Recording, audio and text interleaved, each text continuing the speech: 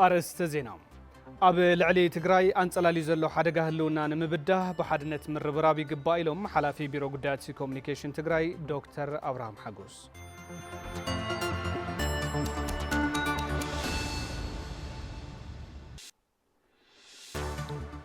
مكتل بريزيدنت منغستي تجراي آيت أمانيل سفام أب العلي تجراي أنصلالي زلوا حدقات انتت نممكات عقمتات مختم متنخار والساني لهم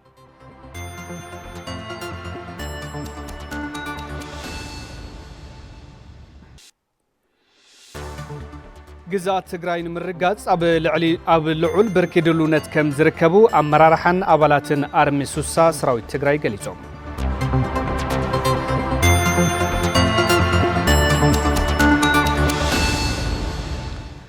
سلام تعنها باللي زخبركم متخاتلتي تلفزيون تجراي الساعة زحزناهم على تو زيناتات حيزنا قريبنا لنا زينات الساعة بمراح أنا تقل تخفله بملكة قوانقوا لمسح حاجوس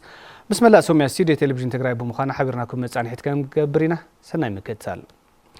أب وشتن دقن زنبر تجراوي وشتاو عاقمو بمتنخارن أب كم هزبي قتيم وزلو حدقه هلونا نمبده إدني تتحيزو كالروارة بقبائلهم حلافي بيرو قداتي كوميونيكيشن تجراي دكتور أبراهام حجوس ببركي كتما مقالك سالت ازغني مدرخ زبت نبهراو برست مزازمي مدرخ شامناي هزباوي كونفرنس كتما مقالو انتساليت له هافتاي بهره كم سعب الدالي ولو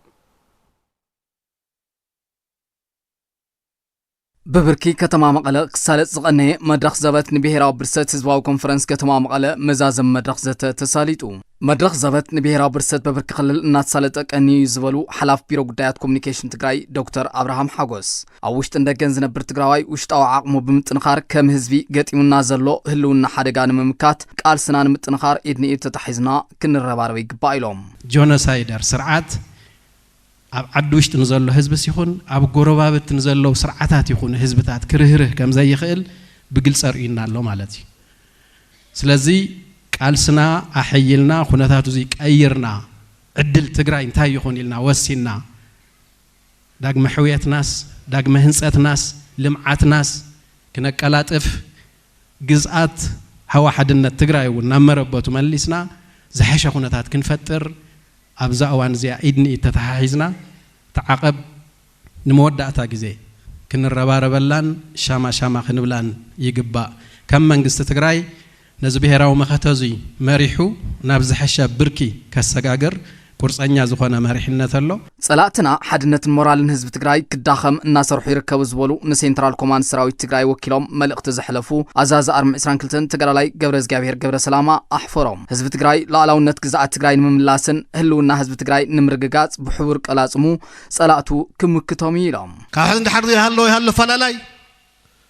كافت عقل كرارنا تورينا تقارب دحرجين ملعل من الواش كمنا هاي لسلاس ملك دحر موت هص يوحنس 100 عامات زودلنا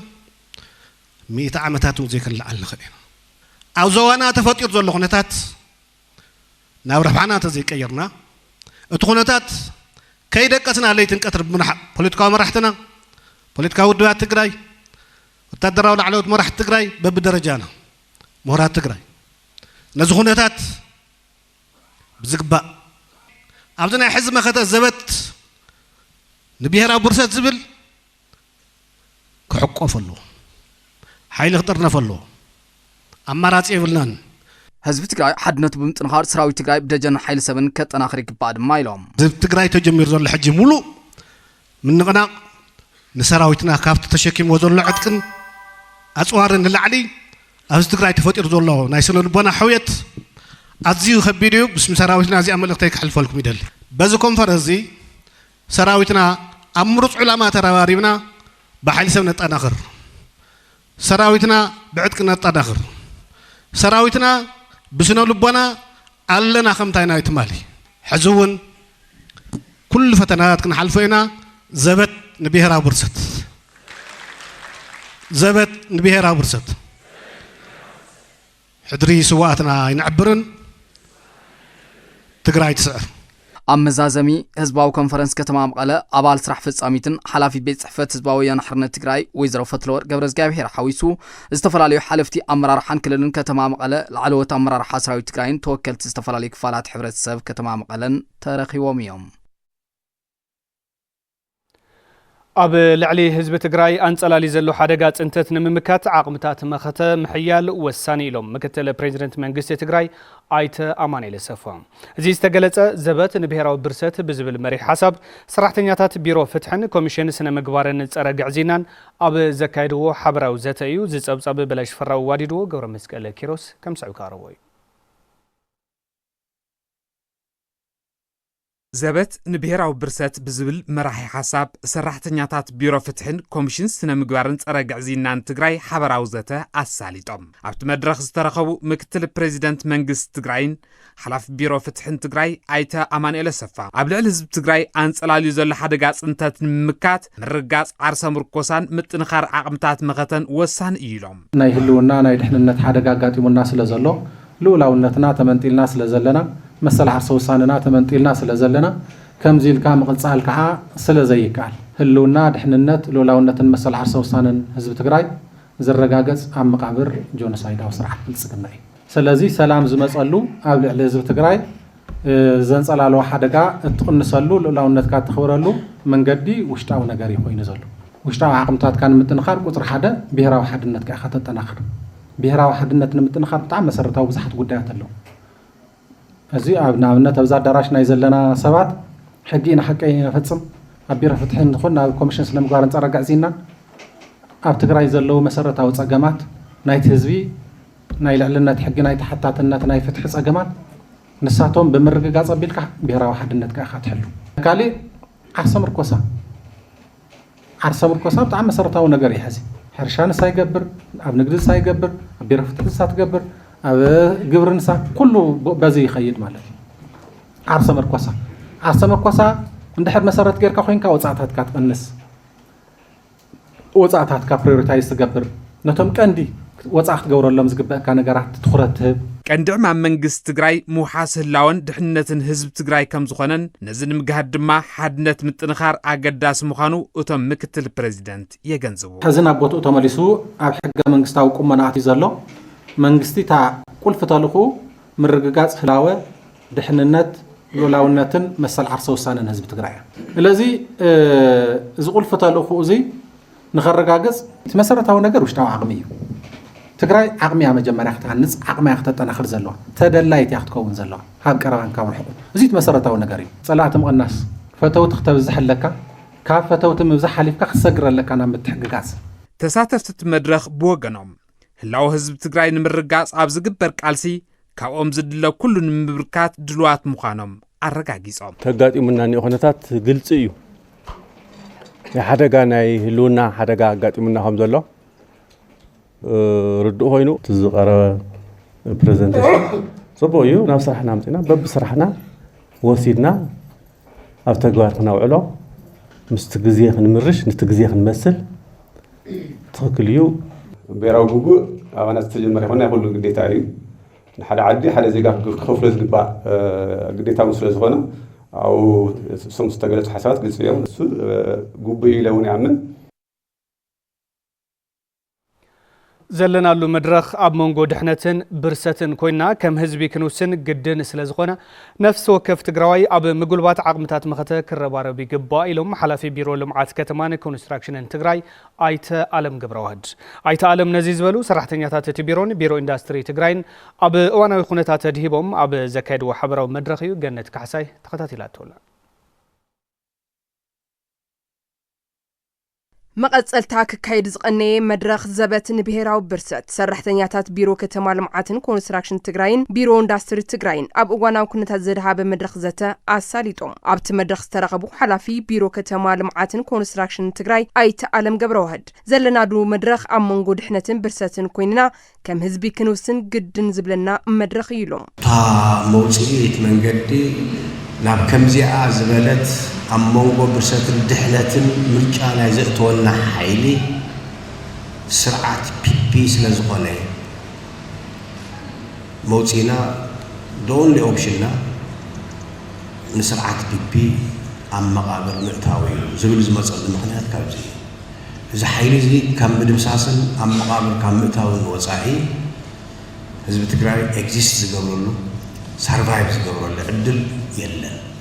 ጆኖሳይደር ስርዓት ብልጽግና ኩሎም አማራጭታት ሰላም ብምዕጻው ከም ህዝቢ ክንጸነት ይሰርሓሉ ዝበሉ አይተዓለም ስለዝኾነ ድማ ነፍሰ ወከፍ ትግራዋይ ኣብ ምግልባት ዓምታት መኸተክስለፍን እጃሙ ከበርክትን ይግባ ኢሎም እዚ ሓይሊ እዚ ፍጹም ጸረ ሰላም እዚ ሓይሊ እዚ ፍጹም ናይ ኩናት ሓይሊ ካብ ኩናት ወጻእ ክነብር ዘይኽእል ሓይሊ ስለዚ the only option እዚ ሓይሊ እዚ ጉልበትካን ሓይልኻን ተጠቒምካ ድምሳስ ምቕባር ተዘይኮይኑ ብኻሊእ መንገዲ ህልውናና ንረጋግፀሉ ምንባርና ንቕጽለሉ ዕድል ሲኢና ኢና ህላውና ኣብ ሓደጋ ዘውድቕ ሓይሊ ኣይንዕገስን ዝበሉ ሰራሕተኛታት እተን ቢሮ ዝካየድ ቃልሲ መሰረታዊ ሕቶታትን ጠለባትን ህዝቢ ትግራይ ብዘረጋግጽ መንገዲ ክምራሕ ይግባ ኢሎም ተሃላወት ሓይሊ እዚ እናሃለወ እንድሕር ዘይትህሉ ኮይና ጥፍኣት እንድሕር ዘብፅሐና ኮይኑ ከይንጠፍእ ዝከኣለና ኩሉ ጌርና مسعر دحري إذا حيل زي كافتو سلطان مقلاي كهل والنازخيل روحان عفسم معت مسرتنا روحاتنا نخلق رجاجز استدالنا حزبن زفتر زلت أمرات المخانو مرعيس بو قبو خاص قبو اندحر تقميد أخوينا تقدر الزقبو أكل تتقميد أصله بقى تقدر بقى رسايتها تكون زقبو لبزحنا فتنات بزحيو خنبيرو ونرينا زيادة سلفينا لنا مانجمنت مكتلات تندي تقاديلنا استيل نوصل أفتا بيراو منتنا أفتا بيراو حدنتنا لعلاونتنا حنتي جزعتنا مملاس خالعيتي منقست تمولي شلو منقست بمملاسو حزب تقرأ يستتصبيهم قلقالتاتن حزب تقرأ يستتصبيهم ناي سنة محدار سراحتن نمسرح الزول في زول عقبيو كان كسع صوصات اتوم سرحتنياتات تግራይ ዘጋጠመ ሓደጋ ህልውና ንምምካት ካብኦም ዝግባእ ኩሉ ከም ዝፍጽሙ ድማ ኣብቲ መድረኽ ኣረጋጊጾም ህዝቢ ትግራይ ዘጋጠሙ ሓደጋ ህላው ክቅልበስ ብሄራዊ ዓቕምታት መኸተት ጠናኺርካ ምቅላስ ኣገዳሲ ኢሎም ኣባል ፈጻሚ ስራሕ ህወሓት ኣይተ ተወልደ ገብረ ጻድቃን እዚ ዝተገለጸ ዘበት ንብሄራዊ ብርሰት ብዝብል መሪ ሓሳብ ሰራሕተኛታት 4 ትካላት ትእምት ኣብ ዘካየድዎ ሓበራዊ ዘተዩ ፍጻጽዮን ገብረ ኣብዝጊ ከም ስዕብ ዳሊወሎ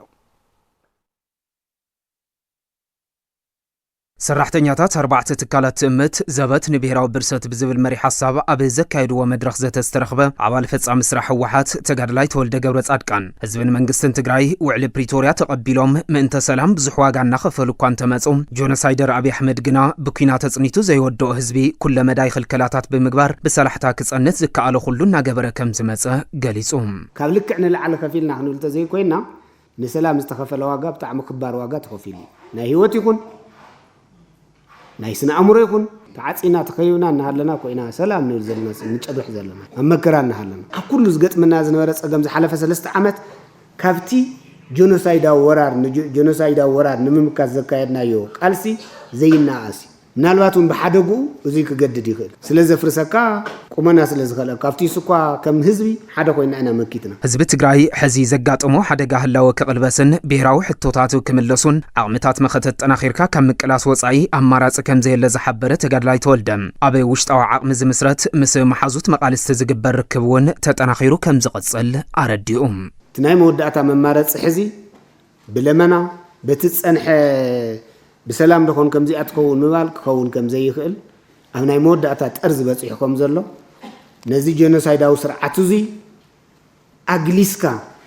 راح زرقاقس كم زخنة مدمدام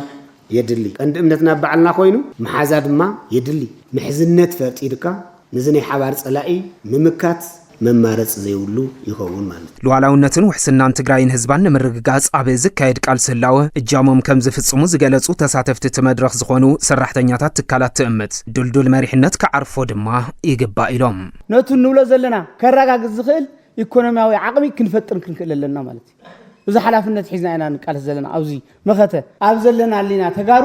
ከም ዘይንምብርካ ህልውናና ከም ዘይሃስስ መንነትና ኩሉ ግዜ ናደመቐ ከም ዝወጽእ እዚ تخرت كنقور لنا حزون خنقالس لنا خنقالس تخوينا خا نحنا بتخكل توجينا بتخكل انت حرينا لينا فتح رتعن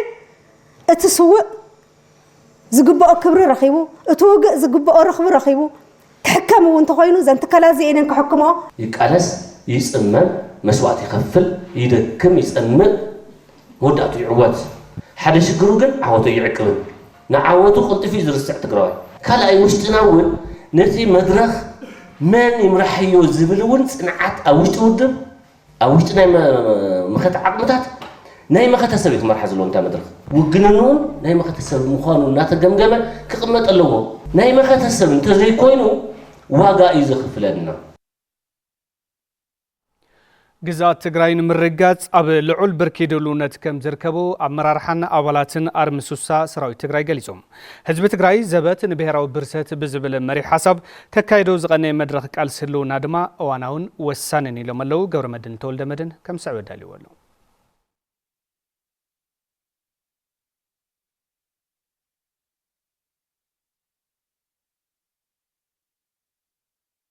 ህዝቢ ትግራይ ዘበት ንብሔራዊ ብርሰት ብዝብል መሪሕ ሓሳብ ኣብ ከቢድ ኩነታት ኮይኑ ከካይዶ ዝቐነየን ዘሎን ቃልሲ ህልውና እዋናውን ኣገዳስን ምዃኑ ኣመራርሓ ኣባላት ሰራዊት ትግራይ ኣርምስሳ ገሊጾም እቶም ኣብ ሞት ኣፍኣፍ ዝኔው ተፈናቐልትን ኣብ ቦታኦም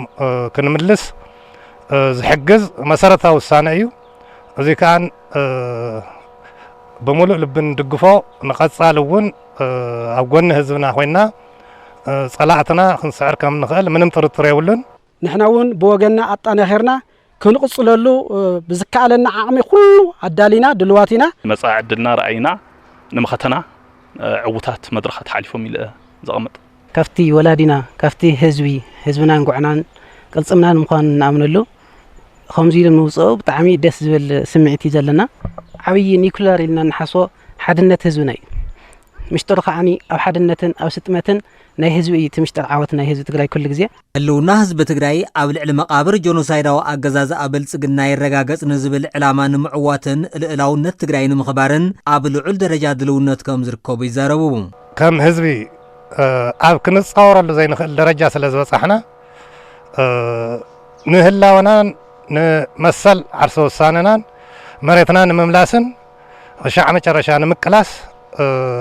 ንሕና እውን ድልዋትና بمسارات كنت هزبنا زوسنا اللوسانة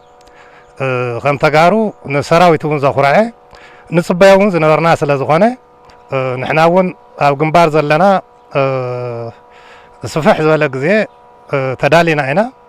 قالوت كمان أزول وسعات ونوز مسمر مسيم الله سلازخانة حزيت أنكر راس أمدو تفطير الله نحنا دما كم سراويت هزبناون كم قدمو ولودو يبنى الله وطات يسلف الله ህዝቡና ሓደ መስመር ዝመጸሉ ዕድል ተፈጢሩ እዩ ኣብ ዝሐሸ ኣብ ድልውነት ቆመና ኣለና ሕዚ ይውሕዙ ዘሎ መንእሰይ ትግራይ መርኣይ ከኣል እዩ ተግባር ኣብ ኣሃዱና ክትሪኡ ትኸልኹም ሕዚ ካብ ዝነበረና አንጻር ምንም ናብ ዕጽፍ ዓብይ ዘሎ ስለዚ ንሕና ኣብ ስልጠና ኢና ዘለና ሕዚ ኣብ ስልጠና ናይ ምስጥጣም ስራሕ ስልጠናና ወዲእና ኢና ትነባር ኣሃዱ ዘሎ ሕዚ ግን ተሓዲስ ኣትወና ነሰጣጥሞላ ዝተፈናቀለ ዝነብዕ ዘለ ህዝብና ኣብ ቸንዳ ኣሕዋትና ወለድና ኣብ ቸንዳ ዶሪናዮም ዘለና እውን ናፍታ ዝነበረት ግዝኣትና ክንምለስ ሕዚ እውን ኣብ ዕቱብ ዝኾነ ምድላው ከም ንርከብ ክገልጸልኩም ይፈቱ ንልዕላውነትን ክብርን ህዝቦምን ዓዶምን ኢሎም ዝተሰውኡ ብጾቶም ቃሎምን ሕድሮምን ብተግባር ንምዕዋት ይሰርሑ ከም ዘለዉ እውን ሓቢሮም ሕዚ ከም ተጋሩ ንንበርዶ ንጥፋእ እያ ስለዚ ንሕና ድማ ክንጠፍእ ኣይንፈቅድን ህዝብና ክጠፍእ ኣይንፈቅድን مريتنا ون قراس احلفنا ينهبن سلازي هزبنا حزون اب كندا يسقى زلو مين تهزبنا يلنا دما زخفل مسوات ون انت اللي كفيلنا هزبنا نمربطو نملسينا عرسنا نخللو غزي نخفتر كله ناب قال سخور دلو تبدجن زلون ناي دجن سرح سرح له ازي كله تسرحنا كنعوتنا ابزعوت زي ساتف كان بتاريخ تجراي حتى تقوني إن أبناء هلا وقالسنا كل عيدك حوس قلله سلزي ناتاتهم حضر تختلنا مسواتنا تكفيلنا عدنا سلام كن جورينا سلام جرنا عن تولدي خن الشجاج رأنا سناس حق نور تمال صوت نور بصوتنا حد يقومنا نحنا حضر ما ينعبرن لنا نحين حبون تسمعنا نعاتهم بالمعاتن وقفت زخانة عدنا خن مجلسن دلوات مخانا بوزيها نرجع قصلهم اللي زحسان ብሔራዊ ብርሰት ንሓንሳብን ንሓዋሮን ንምውጋድ ህዝቢ ሰራዊትን መንግስትን ሓድን ተዋስጢሙ ክረባረብ እቶም ኣባላት ሰራዊት ጻውዒት ኣቕሪቦም ኩሉ ግዜ ተጋሩ تدقاقفنا نزمتنا حيلي نايم مكات لمدلنا إن هزون توانا تاني مجمريا وشتو حدنا تنام تنخاريا صلاقي دمسيسنا حزبنا كاوزي ጭቆናዚ ከም እንምልስ እርግጠኛ እየ ስለዚ ሰራዊትና ሕዚ ኣብ ሙሉእ ምድላው ከም ዘሎ ይኸራግጸልካ ዝፈቱ ጸላኢ ብምድምሳስ ህልውና ህዝቢ ትግራይ ምርጋጽ ተልእኾ ሰራዊት ትግራይ ከም ዝኾነ ኣዛዚ አርሚ 35 ተጋዳላይ ንጉሰ ባጀ ወይ ድራያ ገሊጹ ኣባላት ሰራዊት አርሚ 35 ብግዶም በህዝብን መንግስትን ዝተዋሃቦም ተልእኾ ንምፍጻም ዘኽእል ስልጠና ወሲዶም ድልዋት ከም ዝኾኑ ገሊጾም ኣለዉ መለስ አባዲ ዘዋደዶ ጸብጻብ ኃይለ ሚካኤል ገሰሰ ከም ስዕብ ቀርቦ እዩ زبط نبيهراو برست نبيهراو برست نبيهراو برست مريت حدري هاي تقرسان سدري بسنك جنسالاو سرعت بلصقنا نعمتات كامربتو تمزاويلو بزبصحو حسره مكرا عددا موتن حمامن زخون زلو تግራይ ናመረበቱ መምላስን ግዛት ትግራይ ኣብ ምሓስን ዘኸሎም ብቆ ስልጠና ወሲዶም ተዳልዮም ከም ዘለው ኣባላት አርሚ 35 ተዛሪቦም እቶም ኣባላት ሰራዊት ኣብ መዛዘሚ ስልጠናኦም ደጀንን ግንባርን ምስጣም ምትእሳርን ዝዓለመ መድረኽ ኣብ ዝተሳለጠሉ እዋን ከም ሰራዊት ህልውና ህዝቢ ትግራይ ንምረጋጽ ተዳልዮም ከም ዘለው ይዛረቡም ስልጠና እዚ كاب حدشتي مناسي تعلمتن كاب نبرات تقادلتي بخورت سنيوم زنورو صاحي تغير لهم زموصن كاب مسرع صنيحو اب لو حزب صنح سراويتن ناي موهاد سلطنان ناي حزبي سراويتن ناي مسطام مدرخن بروجرامي صلاتنا ناتنا هلونا زرغاغز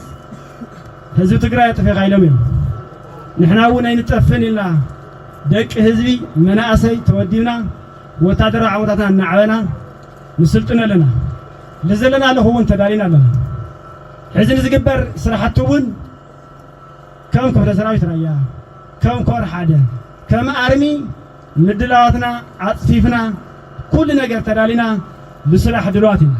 ኣብቲ ዕለት ዝተረኸቡ ነበርትን ስድራ ተጋደልትን ብግድኦም ሎምውን ከም ቀደሞም ኣብ ጎድኒ ሰራዊቶም ኮይኖም ግቦኦም ንምፍጻም ድልዋት ከም ዝኾኑ ይዛረቡ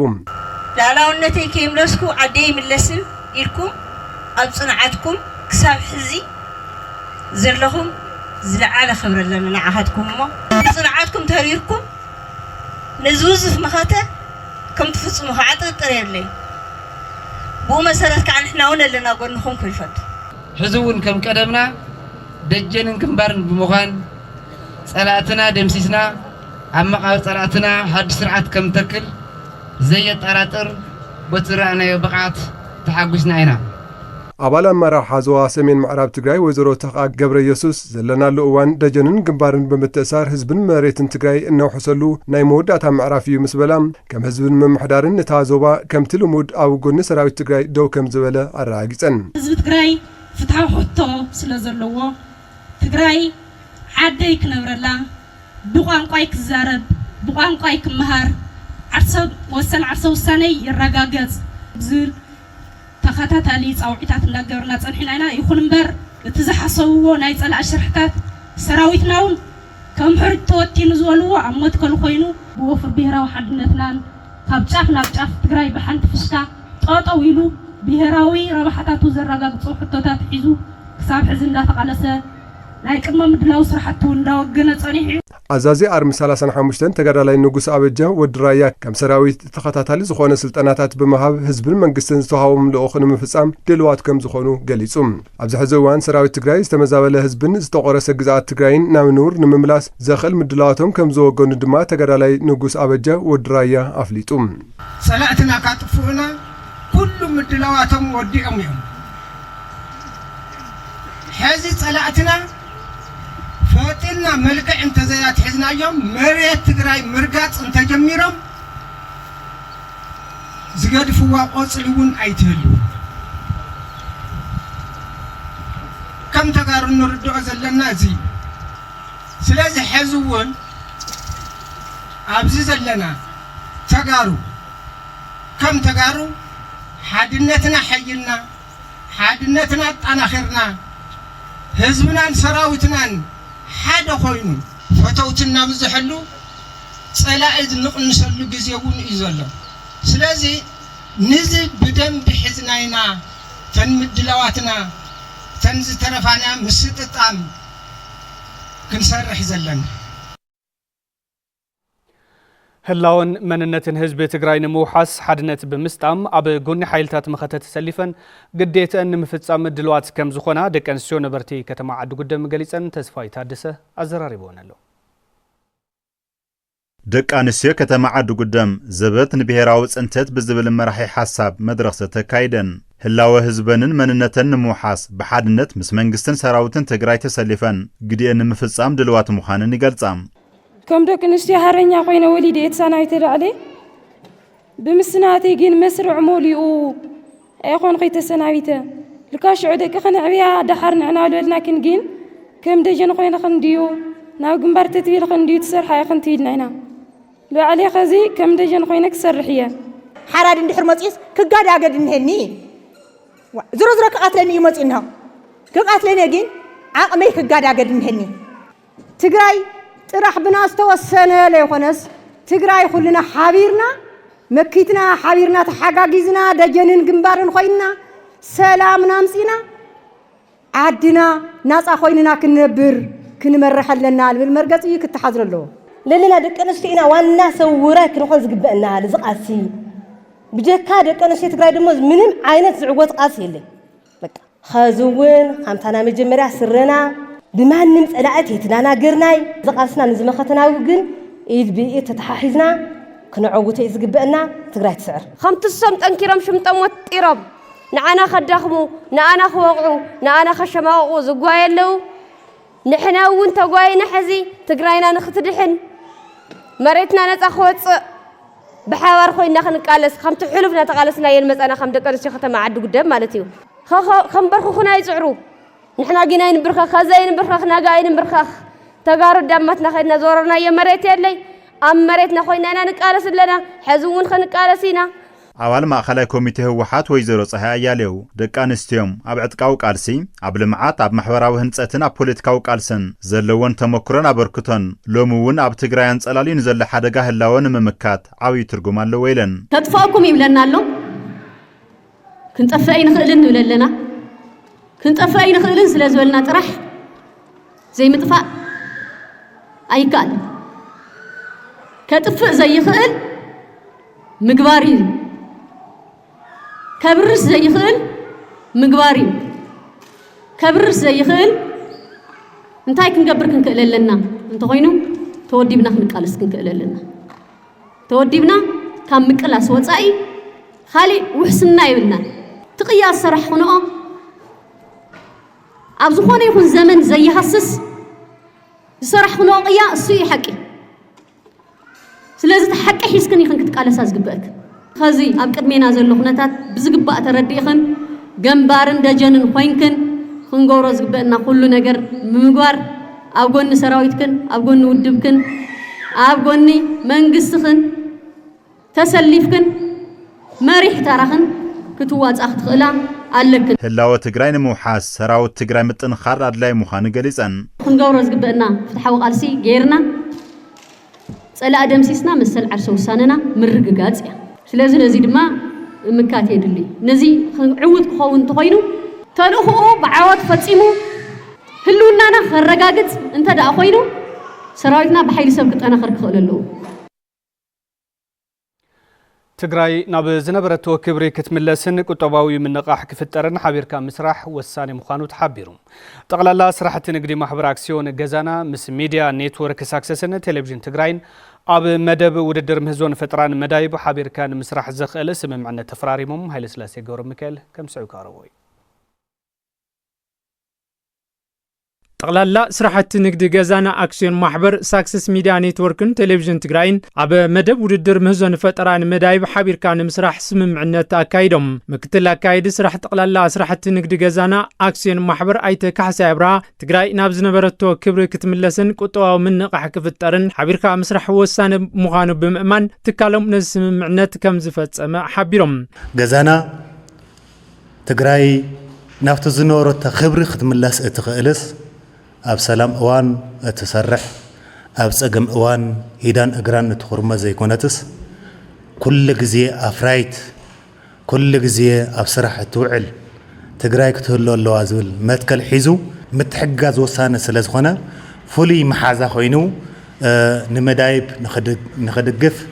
ንኽሕግዝ በዚ ዕለት እዚ ንፈራርመልና ማለት እዩ። ቴሌቪዥን ትግራይ ካብ ዝተመስረተሎም ዕላማታት ሕብረተሰብ ማእኸል ዝገበረ ስራሕቲ ምስራሕ እዩ ዝበሉ ድማ ዳይሬክተር ፕሮሞሽንን ማርኬቲንግ ቴሌቪዥን ትግራይ ኣይተ ተክለ ብርሃን ተክለ ብፍላይ ኣብ ፈጠርቲ ስራሕ መናእሰይ ትኩረት ተገይሩ ከም ዝስራሕ ሓቢሮም ኣብ ፈጠራና ኣብ ምህዞን ተመስረተ ቁጠባ ዘላቕነት ዘለዎ ስለ ዝኾነ ንዚ ዘላቕነት ዘለዎ ስራሕ ትርጉም ብዘለዎ መንገዲ ንምስራሕ ድማ ከም ቴሌቪዥን ትግራይ ብነፃ ኣየር ሳክሰስ ሚድያ ኔትወርክ ትሕዝዎ ዝመጽ ሓሳብ ተቐቢልና ናይ ሓደ ሰዓት ሰሙናዊ ነፃ ናይ ኣየር ግዜ ተፈቒድዎ እዩ። እዚ ካብቲ ዕላማ ትካልና ዝነቐለ እዩ። ስለ ዝኾነ ድማ ብቐጻልነት እውን 2 ዓመት ጌርና ኣለና 30 ዓመት ኢና ሕዚ ውዕልና ኣስረልና ንቐጻል 2019 ኣካይዲ ስራሕ ሳክሰስ ሚድያ ኔትወርክ ኣይተ ተስፉ ፍጹም ብወገኖም መደብ ውድድር ምዘን ፈጠራን መዳይብ ዝመጹ ፈጠራታት ጸገም ሕብረተሰብ ክፈትሑን ዕድላት ክረኽቡን ምግባር ከም ዝኾነን ብፍላይ ኣብ ክልልና ተፈጢሮም ዝነበሩ ቁጠባውን ስነ ልቦናውን ሃሰያታት ምሕዋይን ምዞታት ምብርትታዕን ስለ ዝኾነ ቀጻልነት ንክህልዎ ሓቢርካ ምስራሕ ወሳኒ ከም ዝኾነ ሓቢሮም መሰረታዊ ነገሩ ናይ መዳይብ ዕላማ ምህዞታት ላብትካር ተቀይሮም ምህዞታት ላብ ተቀይሮም ጸገም ሰነስ መናእሰይ መቕራፍን ኢሉ ድማ ምቹው ለኾነ ማሕበራዊ ኢኮኖሚ ለወንነት ዓዲ ምፍጣርኒ ነዚ ድማ ገዛና ሒዝዎ ዘለ ምንቅስቃስ ብሰፊሑ ምዘመሃስ እዚኣቶም ኮይኑ ፋይናንሻል ዓቕሚ እንድሕር ደኣ ደጊፉ ምስኦም ሰሪሑ ኮይኑ ከዓ ተወሰኽቲ ኢንዳስትሪታት ገዛና ኮኑ ይገብርዎ ማለት እዩ። ስለዚ ተሓቢርና ምስናሕና መንጎ ሰለስተኛ ትካላት ለዚ ሙሉእነት ዝገልጽ ልምነት ኣለኒ ንተዓወቲ መደብ ውድድር ምዘን ፈጠራን መዳይብ 26 ሓምለ 2018 ዓመተ ምህረት ስነ ስርዓት ሽልማት ከም ዝካየድ እውን ኣብቲ እዋን ተሓቢሩ እዩ። برست دنين مملاس زحجزو لعلي حدا نتوي 4 مليون فلسطات بوفرين متكالك قدم مدلاو كم زتجبره بيت صحفة زفر كتبا وردا امبالا جفليتهم استفلاليو عليتات زركبهم لعلي حدا نتوي 4 مليون فلسطات بمدلاو 36 مفاساتن 380 هكتار مريت بوفرين مشفان قدم مدلاو كم زتجبره حلافي زفر كتبا وردا امبالا ج ايته تقل صقاي قليصوم لوم زبن بوفرين متكال كم منغو استدالو فلسطات زبلعو فرمرا حاويسو غرافيلا صحدي አካቻ ቀላሚጦስን ከም ዝርከብዎ ምን ፍግረ መሬት በመክል خل ሙዕነት ሐመድ ዝውስኹ ምዃኖም እቶም ሓላፊ ቤት ጽሕፈት አብሪሆም ኣብዚ ሕዝዋን መሬት ዘርሕስ ዝናብ ተረኺቡ በምህላው ካብ ሐምለ 23 2018 ዓ.ም ጀሚሩ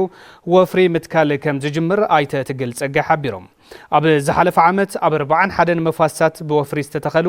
ልዕሊ 1.1 ሚልዮን ፈልስታት ካብ ሰብን እንስሳን ብምኽላሎም 96 ሚታው ክጸድቁ ምኽኣሎም ድማ ሓላፊ ቤት ጽሕፈት ዘፈር ቁጠባ ወረዳ ኣምባላጀ ኣይተ ትግል ጸጋይ ወሲኾም ሓቢሮም ከም ጸብጻብ ሃፍቱ ብስራት